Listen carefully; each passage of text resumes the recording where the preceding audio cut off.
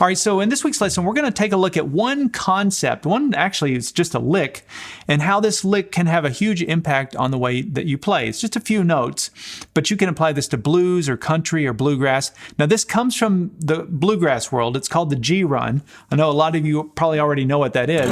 Sounds like this. A lot of bluegrassers will kick off a verse with that, or maybe end a verse with that, sort of wrap up a phrase. But we're going to look at how you can apply this to other styles of music. So we can work this into your blues. You can work this into different keys. You're not limited to just G. This is something that we can reposition. I'm going to show you how to play this vertically, kind of going up and down the strings this way, and horizontally. And you're going to get all kinds of ideas from this. So just trust me, you're going to like this. The first thing I want to do, though, is show you how to play the G run down in first position. And there's variations on this. I realize some people, they'll do it that way. Some people will go, and all kinds of other ways of doing it. But the one principle that remains is this. So you have your 1, your 2, your flat 3, and your 3. And it's that flat 3 and 3 that really gives it sort of that bluesy sound. You hear that in the blues all the time, right? Like, that's what's going on there, is you're playing the root, the flat 3 to the 3. And it's that little, going between minor to major thing is what gives this G run, at least to my ear, it gives it that bluesy sound. So to play this off of your G chord in first position, we're going to play it like this. And I realize some people will do hammer-ons and pull-offs. I'm just going to pick every note just to demonstrate it. So that's the G run. Now that's a good lick that you should know in first position, especially if you're playing something with a G chord in it. You can always kind of work that lick in.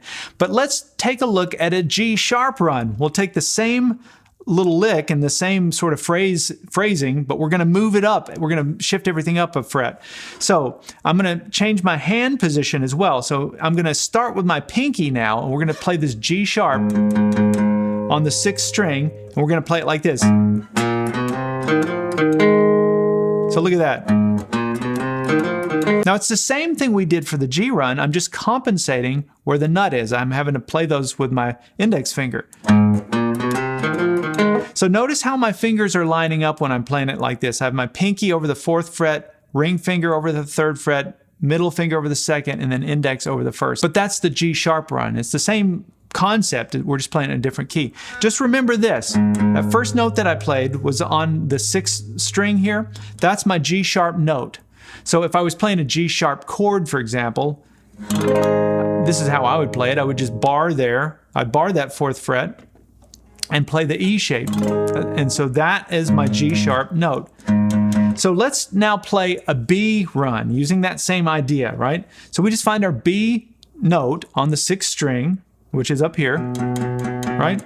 Here's my B chord using the E shape. So I'm going to put my pinky on that 7th fret 6th string, and we're going to play it like this. Now, I know we haven't done much yet, but this is where light bulbs start going off when you start connecting these dots. So let's get our bearings here. So this is our B note, right? Here's our lick. Now here's our G shape. That's my B chord using the G shape. Here's the bottom part of that. I always split it into 2 parts. Sort of the bottom half and top half. And then here's my B major pentatonic scale. It's in that same group of frets there. This is pattern 1, by the way. That's my B major pentatonic scale. So now you can see that G run is right inside of my B major pentatonic scale pattern 1. So what that means is I can take any of my major pentatonic licks in this position and work in that little G run. Well, it's not a G run anymore. Now it's a B run. So check this out.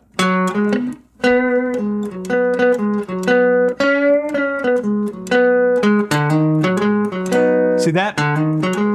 Now, I didn't play the full run. I just played part of it. That's the other thing. You don't have to do the whole thing. This is the part that I use the most.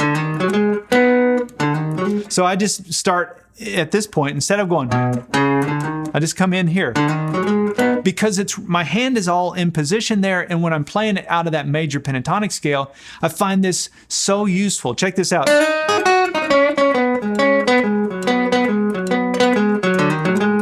Look at that. So I hope you're starting to see some of the value of this. Now here's where it gets even cooler. We're going to take this G run idea and we're going to apply it to a 1-4-5. So we're going to do it over each chord. So, and we're going to stay in the key of B. So it's a B run. This is my B note, right? And you remember that's where we put our pinky. So where is my 4 chord if we're in this neighborhood? Well, if that's my 1, right on top of that, this note, that's my E, that's my 4 chord. And then my 5 chord, you just go up 2 frets, that's my 5 chord, which is my F sharp. So 1, 4, 5. And you can see that they make a little L shape here. I'll put a lesson up on the screen if you're not sure what I'm talking about. I actually did a little lesson on this L shape and how useful that is. But anyway, 1, 4, 5. We're going to start with our pinky again. Remember, we started here on that 7th fret 6th string. That's the run. Let's do it for the 4 chord. We're going to start here now. We're just going to move everything up a set of strings. Now, everything was the same except for that last note. That last note, I had to shift it this way, 1 fret, and that's because of the tuning of the guitar. That's just how it is. But you can understand what's going on there, or the reason for it. So then that's the 4 chord. The 5 chord is the same thing. You just slide it up 2 frets. Right? Because that's my 5 right there. 1, 4, 5. So connecting all of this back to chord shapes, if I look at this, the first one, that's kind of my G shape from the cage system, like the bottom part of that. This would be like my C shape. It's an E chord using the C shape. You can see it's these 3 fingers are making that C shape. So then this is also the C shape. So inside of this C shape, you've got the G run idea, right? Right? Your fingers line up perfectly to be able to execute that. And everything that goes with this C shape is there. That would be my E major pentatonic scale off of that shape. There's my F sharp major pentatonic scale off of this shape. Let's put all of this together just so that you can start to hear where we're going with this. So we'll go back to our B. I'm just going to improvise a little blues here using this G run idea.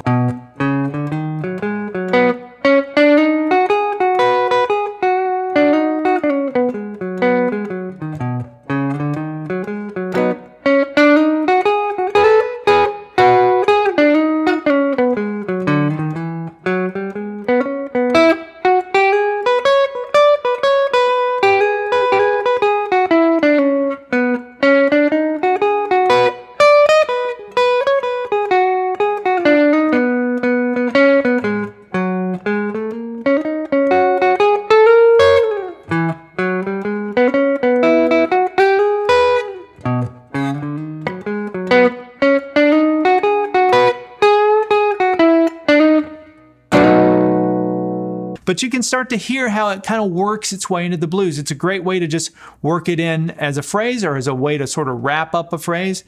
And I was just kind of playing off the chord changes as I did that. So I was shifting the scales when I went, when I went to the 4 chord, I was thinking E. So now I was doing E major pentatonic. And then when I went to the 5 chord, I was doing F sharp major pentatonic. And then back to the 1.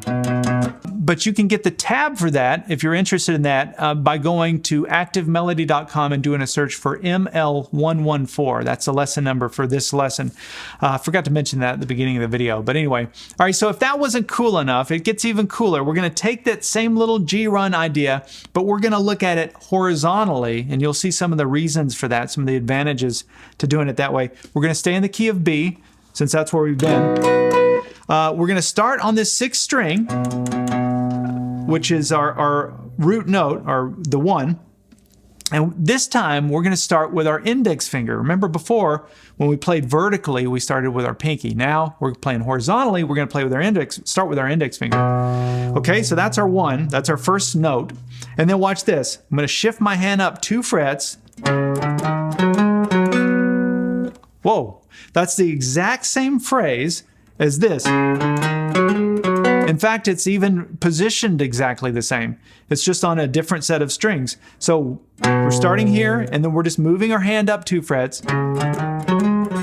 Now watch this. This is where it gets even cooler. I started on a B note,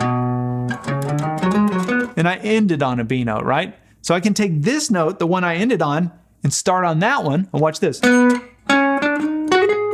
It's the same thing. We just started there, skip a fret, we come up. Now, the last note I landed on, since it's on the 2nd string, I had to shift it up 1, but that's just the tuning of the guitar, but otherwise it's exactly the same. Now watch this. Since that's a B note that we landed on, I'm going to put my index finger there and watch. And then I can come all the way up here. I ran out of strings this way, but it's the same idea. So I can go from here.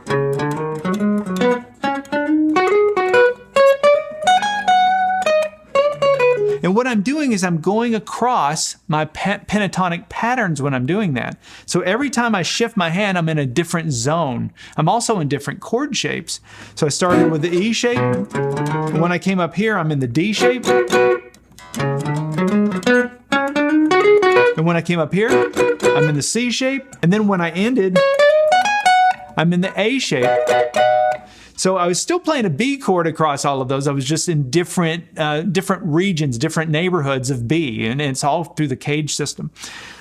So that's why I like this horizontal, is it allows me to go. And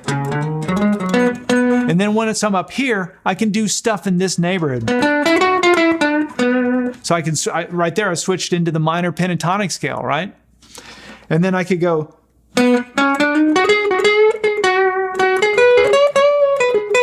Now I'm up here. And I can go up and down, and I can start really using that little.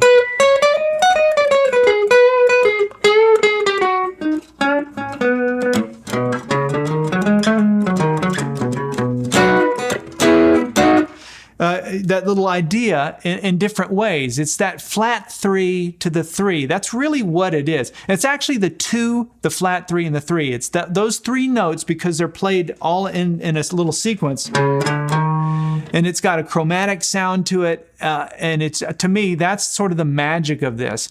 It all comes from, in my head, it comes from the G run. That's what I sort of lump it all back into. And I had to describe this lesson in some sort of way that's easy to remember. So that's just sort of how I think of it. It's really all just that G run being repurposed.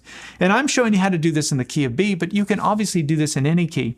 Now, just like I did with the previous little example where we were doing the vertical, for the horizontal, I've got an example of that as well, a little bluesy example of me playing a 1-4-5.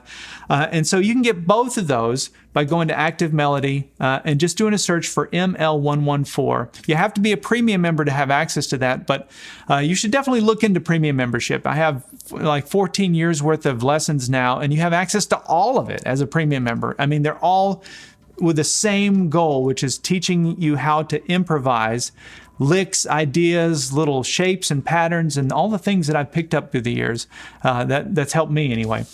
All right, so that's what we have for this week's lesson. If you've got any questions, feel free to leave these wherever you're watching this. And if you've had any light bulb moments, or this was just like a big breakthrough kind of thing for you, leave that as well. That's super helpful. It's helpful for me to read. It's helpful for other people to see as well. All right, we'll see you next week for something new.